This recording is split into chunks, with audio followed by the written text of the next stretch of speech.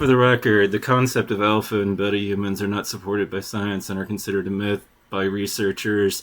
These terms are based on debunked 1940 studies of wolves. Incorrectly, they suggest fixed dominance hierarchies among men. Human social dynamics are complex, situational, and operate on a spectrum and not in rigid categories. The debunked origin of all this was by the wolf researcher David Mack. Later found out that wolf packs are actually family units led by parental roofs, not by a dominant alpha who won fights.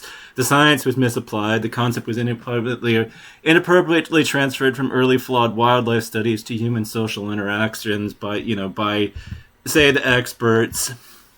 Human complexity. Anthropologists and sociologists state that human leadership and behavior are fluid rather than fixed, with everything from being situational rather than a constant trait. According to Adam Ruins Everything, the flawed dichotomy, the binary distinction ignores the vast spectrum of human possibility and behavior, often confusing confidence with aggression, says the Good Science Center. Instead of inherent fixed roles, human relationships and leader are more accurately described as a combination of dominance and prestige, which are based on social dynamics, social intelligence, and cooperation. So the fact of the matter is that there are no betas and, alphas. The whole science behind all this and all the research has been completely discredited. And here you are, coming to my channel to say something like this because I had the audacity to say something, based on conversations I'd had with the opposite sex. See, what I see here is somebody that's delusional. Your perspective is psychosis. Your point of view is warped. There's no reality to it.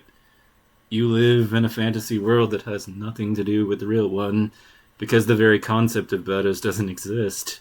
Humans don't have betas and alphas. It's just not a fucking reality.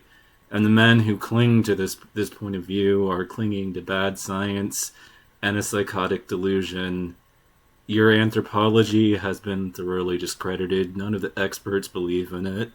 And yet you still do because you imagine yourself to be wiser and smarter than the experts, but you're not.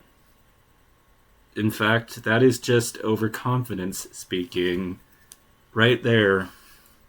Such delusions of grandeur to that confidence that you actually know better than the experts who have already discredited this entire grand narrative.